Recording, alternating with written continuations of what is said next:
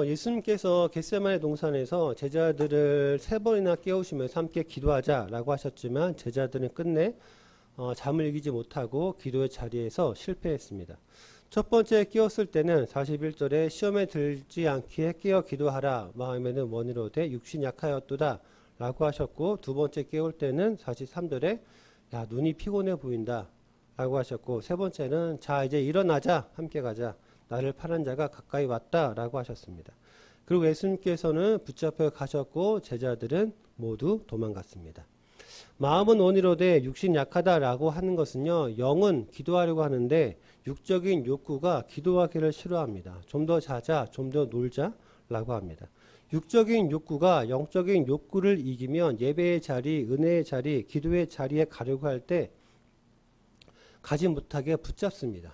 반대로 영적인 욕구가 이기면 은혜의 자리로 나아갈 수가 있습니다. 오늘 내가 금요 기도회에 가서 기도란 것을 좀 해봐야겠다 생각을 하지만 이상하게 그 시간만 되면 피곤하고 그 시간만 되면 가기 싫고 드라마가 나를 부릅니다. 소파나 침대가 친근하게 나를 바라보죠. 조금만 누웠다 갈까 하면 어느새 9시 10시가 돼버립니다. 아니 꼭 일이 생기죠.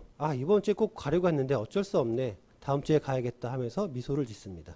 안 갈 합당한 이유를 찾는 거죠. 43절에 눈이 피곤하다라는 것은요, 잠이 그들을 압박하다, 누른다라는 의미인데요. 정말 육체적으로 피곤해서 눈을 뜰 수 없을 정도로 피곤해서 잠을 이길 수 없다라는 것이 아닙니다. 육적인 욕구가 영적인 욕구를 압박합니다. 막 누릅니다. 육적인 욕구가 생각과 마음과 영을 지배합니다. 그래서 영적인 눈을 감습니다. 영적으로 둔감해집니다. 하나님과 멀어집니다. 그래서 은혜의 자리에서 실패합니다. 예수님께서요, 정말 괴롭고 슬프고 힘들어서 나와 함께 기도하자, 나를 위해서 기도해 달라라고 특별히 제자들에게 부탁을 합니다. 그리고 간절히 기도하고 돌아왔는데 제자들이 잠을 잡니다. 그 모습을 보는 예수님은 그 마음이 얼마나 서운하고 속상하고 그러시겠습니까? 졸고 있는 제자들의 모습을 보면 예수님께서 기도할 힘이 날 것 같지가 않습니다. 우리도 그러잖아요. 뭔가 기분 좋게 뭔가를 막 의욕차게 차서 막 하려고 하는데 한순간 찬물을 확 끼얹는 사람이 있습니다. 바로 누굽니까? 가장 가까이 있는 사람이죠. 기분 상하게 해서 됐어 안 해. 아니 차라리 뭔가 좀 해보려고 하는데 응원을 못 해줄 망정 거기에다 대고 그런 말을 해? 사람 빈정상하게 됐어 안 해 라고 합니다. 예수님께서요, 공생애 동안 가장 긴박한 순간에 가장 가까운 제자들마저도 함께 기도하지 못하는 상황에서 예수님께 이 모든 것들은 큰 외로움이 되었고 아픔이 되었을 것입니다. 그런데 문제는요, 단순히 잠을 잔다는 것이 아닙니다. 기도하지 못한 결과가 무엇인지 그 결과로 드러난다는 겁니다. 예수님께서는 기도하셨고요, 하나님 뜻에 순종할 준비를 하셨습니다. 반면에 제자들은 기도하지 못하였고 하나님의 뜻을 받아들일 준비가 되어 있지 않습니다. 그래서 이제부터 본문에는요, 기도하지 못한 사람들이 어떤 모습으로 실패하는지 등장합니다. 가룟 유다는 배반합니다. 베드로는 자신의 칼을 빼어듭니다. 나머지 제자들은 모두 도망갑니다. 그러나 예수님은 끝까지 십자가의 길을 걸어가십니다. 왜 결과가 다릅니까? 겟세마네에서 무엇을 했는지가 다르기 때문에 그렇습니다. 같은 밤을 보냈습니다. 같은 사건을 만났고 같은 예수님을 따랐지만 결과는 완전히 달랐습니다. 그 차이는 겟세마네에서 무엇을 했느냐에 있습니다. 예수님은 기도하셨고 제자들은 잠을 잤습니다. 오늘 본문은요, 기도의 성공과 실패가 얼마나 다른 결과를 가져오는지를 보여주는 장면입니다. 47절에서 50절까지를 보면요, 말씀하실 때 12 중에 하나인 유다가 왔는데 대제사장들과 백성의 장로들에게서 파송된 큰 무리가 칼과 몽치를 가지고 그와 함께 하였더라. 예수를 파는 자가 그들에게 군어를 짜이르되 내가 입맞추는 자가 그이니 그를 잡으라 한지라. 곧 예수께 나와 랍비여 안녕하시옵니까 하고 입을 맞추니 예수께서 이르시되 친구여 네가 무엇을 하려고 왔는지 행하라 하신데 이에 그들이 나와 예수께 손을 대어 잡는지라. 예수님께서 46절 말씀하실 때 가룟 유다가 옵니다. 마태는요, 12 중에 하나라고 밝히고 있죠. 이는 예수님께서 26장 21절에서 너희 중에 한 사람이 나를 팔 것이다 라고 한 그 사람이 바로 가룟 유다였음을 지금 마태가 밝히려고 하는 것입니다. 가룟 유다는요, 12 제자 중에 한 명으로서 예수님과 3년을 동고동락했습니다. 3년을 같이 먹고 같이 잤습니다. 예수님께서 기적을 일으키시는 모습, 예수님께서 자연을 다스리시는 모습, 생명을 주관하신 모습 등을 가장 가까이서 지켜보았습니다. 그리고 예수님의 말씀을 가장 가까이서 가장 많이 들었던 사람 중에 한 명이었습니다. 그런데 그 결론이 예수님을 배반하는 것입니다. 제자들은요, 예수님을 주님이라고 합니다. 그러나 가룟 유다는 예수님을 랍비라고 부릅니다. 3년간 예수님과 함께 했습니다. 그 결과 자신의 육적인 욕망이 예수님을 통해서 이루어질 수 없다라고 판단했습니다. 그래서 가룟 유다에게는요, 예수님이 나를 구원해 주실 주님이 아니라 그냥 랍비입니다. 랍비는요, 삶의 지혜와 지식을 전달해 주는 선생님, 그냥 대학 교수라고 생각하시면 됩니다. 그러나 예수님은요, 우리를 죄와 사망에서 구원해 주신 예수님이십니다. 나를 위해 십자가에서 죽으신 주님이십니다. 내 삶에서 나의 주님이 되십니다. 나의 주님이라는 그 고백은요, 예수님은 내 생명과 내 모든 소유의 절대적인 소유권과 지배권을 가진 주인임을 고백하는 것입니다.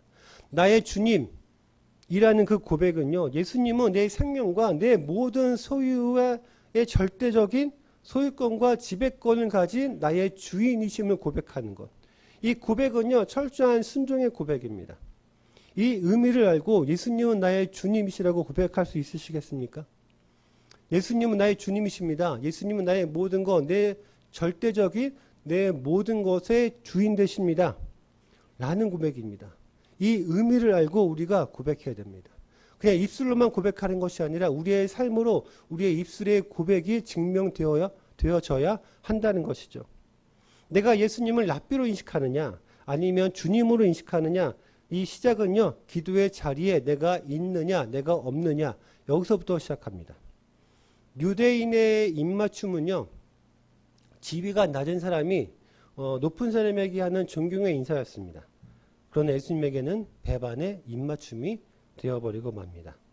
예수님께서 가룟 유다를 친구여라고 부르죠. 친구야, 친구여. 다정한 호칭이 아닙니다. 이 호칭은 굉장히 폭넓게 호칭이 되죠. 오늘날도 마찬가지입니다. 그러나 마태복음에서는 이 호칭은요, 혼인잔치에서 예복을 입지 않아서 쫓겨났던 그 한 사람, 그리고 포도원 일꾼 같은 부정적인 대상을 부를 때 사용합니다. 그리고 네가 무엇을 하려고 왔는지 행하라 라고 말씀하죠. 이 말씀은요, 네가 결국 여기까지 왔구나, 네가 이 선택을 했구나. 예수님은요, 가룟 유다의 선택을 알고 계셨죠. 그러나 그 선택이 사랑하는 그 제자의 배반이 너무 가슴이 아프고 안타깝고 실망스럽고 하는 탄식입니다. 예수님께서 가룟 유다에게 몇 번이나 말씀하셨습니다. 그 말씀은 이 선택을 하지 말라라는 권면이었죠. 그런데 그는 결국 돌이키지 않았습니다. 그는 결국 배반했죠. 예수님께서 십자가에서 돌아가신 이후에 후회와 미련과 죄책감으로 인해서 스스로 생을 마감합니다. 그는요, 끝까지 기도하지 않습니다. 그는 끝까지 회개하지 않습니다. 그는 기도에 실패했고 결국 하나님의 뜻을 보지 못했습니다. 하나님의 뜻을 보지 못하면 결국 자기 생각과 욕망을 따라가게 됩니다. 예수님의 제자로서 사명에 실패하죠. 이것은 곧 삶의 실패로 이어집니다. 그리고 기도하지 않은 제자들도 가룟 유다와는 다른 방식으로 자신의 육적인 욕망을 드러냅니다. 51절에서 52절입니다. 예수와 함께 있던 자 중에 하나가 손을 펴 칼을 빼어 대제사장의 종을 쳐 그 귀를 떨어뜨리니, 이에 예수께서 이르시되 네 칼을 도로 칼집에 꽂으라. 칼을 가지는 자는 다 칼로 막아내리라. 한 제자가 칼로 예수님을 지키러 갑니다. 요한복음 18장에 보면요, 이 제자를 베드로라고 사도 요한이 밝히고 있죠. 베드로는요, 나는 절대로 예수님을 버리지 않을 것, 예수님을 모른다고 하지 않겠습니다. 십자가의 길을 저는 절대적으로 따르겠습니다. 라고 큰 소리쳤던 호언장담했던 사람이었습니다. 그는요, 이 호언장담에 대한 자기 확신이 있었습니다. 물론 진심이었죠. 그런데 이 진심 후에 그는 기도하지 않습니다. 기도 대신에 잠을 잡니다. 그런 사람이 이제는 자신의 칼로 예수님을 지키겠다라고 합니다. 베드로가 칼을 빼어 들었던 이유는요, 예수님을 지키려고 하는 충성스러운 마음이었습니다. 그는 언제나 예수님께 진심이었습니다. 예수님을 진심으로 사랑했고 그의 고백도 진심이었죠. 그가 칼을 빼어 들었던 이유도 예수님을 지키려고 했던 충성스러운 마음에서였습니다. 베드로는요, 자기가 생각하기에 가장 최고의 방법으로, 최선의 방법으로 예수님을 지키고자 합니다. 겉으로 보기에 얼마나 충성스러워 보입니까? 영화에서 많이 나오죠. 자기 목숨을 희생해서 주군을 지키는 호위무사. 생각해 보세요. 수많은 경비병들이 칼과 몽칠한 것은 몽둥이 같은 겁니다. 수십 명들이 예수님을 잡으려고 칼과 무기를 들고 옵니다. 그런데 베드로 홀로 칼을 빼어서 예수님을 탁 맞고 자기가 예수님을 지키려고 합니다. 그 장면이 얼마나 멋있습니까? 그런데 예수님은요, 오히려 칼을 도로 칼집에 넣으라고 하십니다. 그리고 칼을 가진 자는 칼로 망한다라고 말씀하십니다. 베드로가 예수님을 무엇으로 지키려고 합니까? 베드로가 예수님을 무엇으로부터 지키려고 합니까? 자신의 힘과 능력으로 예수님을 지키려고 하지만 예수님께서는요, 너희의 힘과 너희의 능력으로 나를 지키는 게 아니야. 너희 것을 그냥 칼집에 다시 넣어라 라고 말씀하십니다. 자신의 칼로 예수님을 지키겠다라는 것이요, 오히려 하나님의 구원 계획을 가로막기 때문에 그렇습니다. 베드로가 호기롭게 자신의 생명을 걸고 예수님을 지키려고 했지만 이 일이 오히려 하나님의 구원 계획을 가로막는 일이 되었습니다. 자신의 칼과 자신의 생각과 자기 확신은요, 상황과 환경에 따라 얼마든지 변할 수 있습니다. 기도하지 않는 사람은요, 하나님의 방법 대신에 자기 방법을 붙듭니다. 하나님의 뜻보다 자기 생각을 앞세우게 됩니다. 무릎 꿇지 않는 사람은요, 자기 칼을 의지하게 됩니다. 그리고 기도 대신 칼을 들었던 베드로도요, 결국 뒤도 안 돌아보고 도망을 칩니다. 다른 제자들도 마찬가지였죠. 왜 제자들이 도망칠 수밖에 없었습니까? 예수님께서 겟세마네 동산 그 사흘 전에 예루살렘 성에 입성하셨습니다. 그때 사람들의 엄청난 환호가 있었죠. 마치 개선장군 같은 모습이었거든요. 제자들은요, 그러한 모습을 보고 야, 이제 됐다. 예수님께서 뭔가 일을 시작하면 이제 우리가 기대하던 일을 시작할 수가 있겠다. 로마를 무너뜨리고 우리가 꿈꾸던 나라를 세울 수가 있겠다. 예수님이 왕이 되시면 우리가 그 다음 권력을 잡을 수 있겠다. 꿈과 이상에 들떠 있습니다. 서로 자기가 속으로는 예수님 다음에 제2의 권력자라고 생각을 합니다. 그래서 서로 권력을 차지하기 위해서 서로 공로를 자랑하기도 하고 눈치 싸움을 합니다. 권력을 차지하기 위해서 하다못해 부모까지 나섭니다. 야고보와 요한의 엄마가 예수님께 권력을 청탁을 하죠.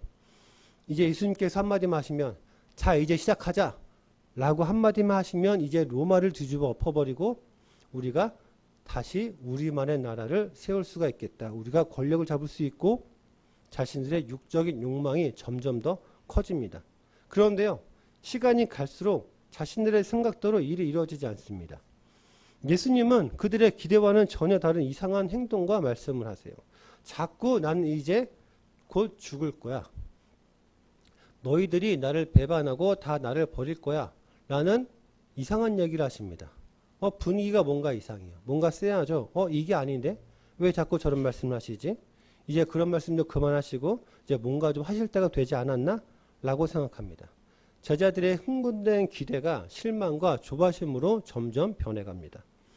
예수님께서는 이제 십자가가 임박했으니까 십자가의 사명에 대해서 더욱더 강하게 말씀하시는데 제자들은 자신들의 육적인 욕망이 점점 더 커집니다. 그러니까 영적으로 예수님과 멀어집니다. 예수님과 영적인 친밀감이 옅어집니다. 예수님을 통해서 자신들이 꿈꾸던 나라와 영광을 기대했습니다. 그런데 예수님께서 십자가의 길을 말씀하시자 예수님과 점점 멀어집니다. 겟세마네에서 제자들이 기도하지 못했던 이유가 여기에 있습니다. 하나님의 뜻보다 자신들의 기대와 욕망에 더 마음이 있었기 때문에 그렇습니다. 결국 기도에 실패한 제자들은 예수님을 버리고 도망갑니다. 기도에 실패하면 하나님의 뜻을 보지 못합니다. 하나님의 뜻을 보지 못하면 결국 자기의 생각과 욕망을 따라가게 됩니다. 눈앞의 현실만 보게 되죠. 하나님의 뜻은 보이지 않습니다. 유다의 배신도 제자들의 도망도 결국 기도의 실패에서 시작되었습니다. 가룟 유다의 배반을 해서 예수님께서 붙잡히시자 뭔가 분위기가 이상했는데 뭔가 쎄했던 게 이거였구나. 유다가 예수님을 팔았구나. 야, 우리도 위험하다. 우리도 라도 도망가자. 제자들이요, 정말 뒤도 안 돌아보고 도망을 갑니다. 베드로는 겉보기에는 멋있는 호위무사 같았죠. 굉장히 충성스러워 자기 생명을 다해서 주인을 위해서 생명을 바치는 호위무사 같았지만 뒤도 안 돌아보고 도망갑니다. 도망가는 제자들의 모습은요, 반란에 실패해서 도망가는 사람들의 모습입니다. 베드로와 가룟 유다를 제외한 나머지 제자들이 영적으로 둔감해졌을 때 그들에게서 보이는 모습은 기도해야 될 때 기도하지 못하고 잠자는 것입니다. 은혜 받아야 될 때 은혜 받지 못하고 잠자는 것. 내가 나아갈 때 나아가지 못하고 잠자는 것입니다. 기도에 실패하는 모습, 그리고 사역의 실패와 삶의 실패로 이어집니다. 기도를 잃어버린 사람은요, 사명보다 기대감을 따라 살게 됩니다.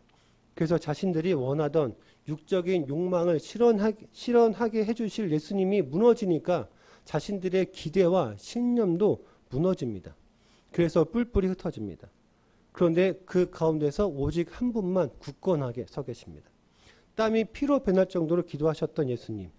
기도로 모든 준비를 끝내신 예수님께서 당당한 위엄으로 그 현장에 서 계십니다.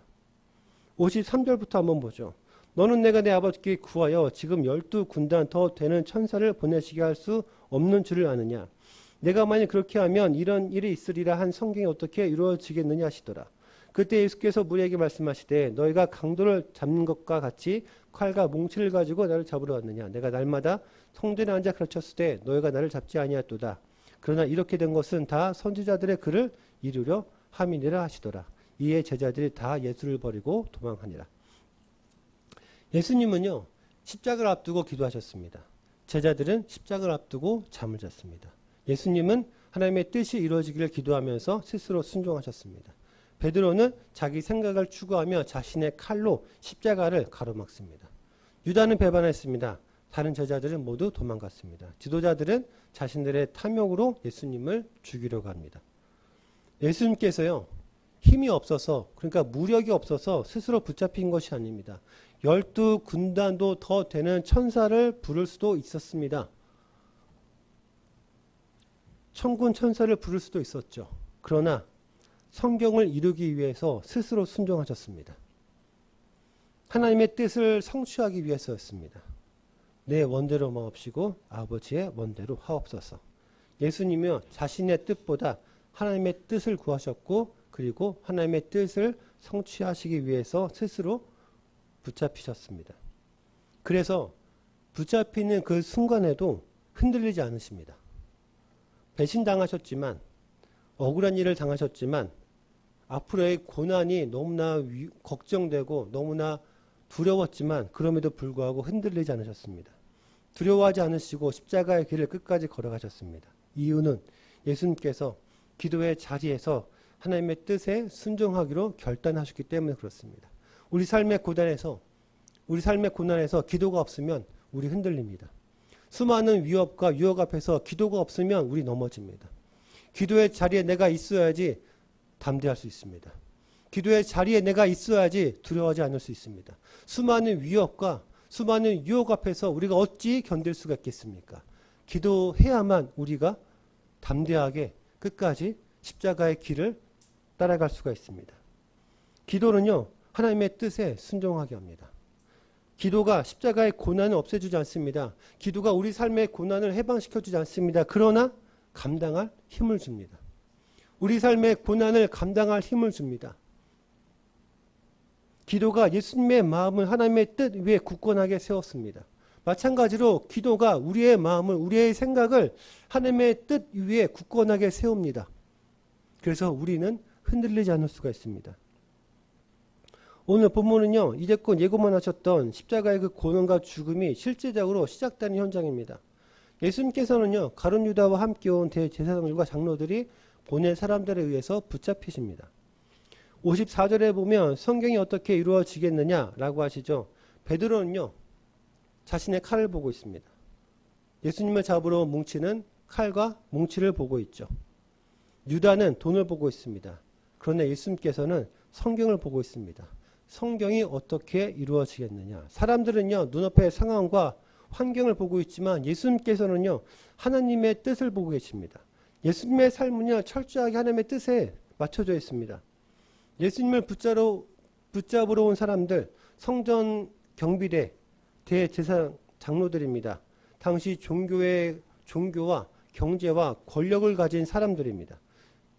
세상에서 경제권을 가진 사람들, 권력을 가진 사람들, 무력을 가진 사람들입니다. 이 모든 사람들이 예수님을 대적합니다. 너희가 나를 강도로 취급하는구나. 여기서 강도는요, 폭력을 동반하는 도둑입니다.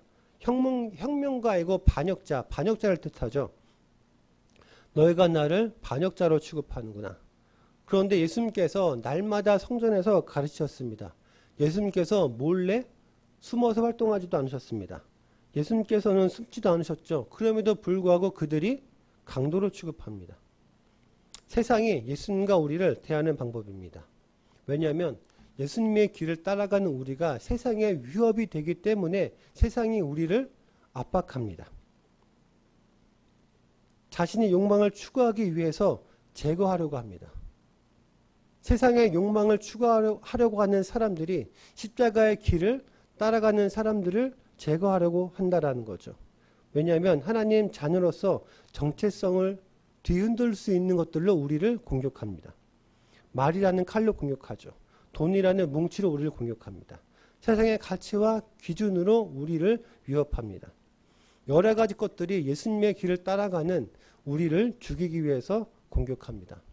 그러나 예수님께서 3년 동안의 온갖 공격을 받으셨지만 결국 모든 것들을 이기고 십자가로 승리를 하십니다.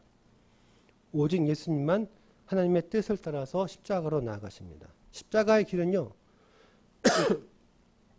고난과 죽음의 길입니다. 하나님 아버지의 진노를 받아서 버림받아야 하지만 그럼에도 담대하게 예수님께서 나아가실 수 있었던 이유는 하나님의 뜻이 이루어지기를 기도하셨기 때문입니다. 누구를 통해서? 자신을 통해서. 나를 통해서 하나님의 뜻이 이루어지기를 기도하셨기 때문이죠. 오늘 본문에서 누가 가장 강합니까? 칼과 몽치를 든 사람이 가장 강합니까? 칼을 빼어든 베드로가 가장 강합니까? 예수님이십니다. 기도한 사람이 가장 강합니다. 기도하는 사람이 가장 담대합니다. 하나님의 뜻을 이루기를 구하는 사람이 가장 강한 사람이다라는 거죠. 유다는요, 기도하지 않았기 때문에 배반했습니다. 베드로는 기도하지 않았기 때문에 칼을 빼들었죠.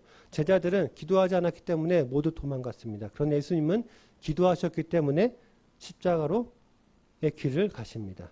그리고 그 순종이 우리의 구원을 이루는 승리가 되었습니다. 그렇다면 오늘을 살아가는 우리에게 있어서 진짜 성공과 실패가 무엇이겠습니까? 우리가 매주 교회에 와서 은혜를 구합니다. 주님을 따르겠다라고 다짐합니다.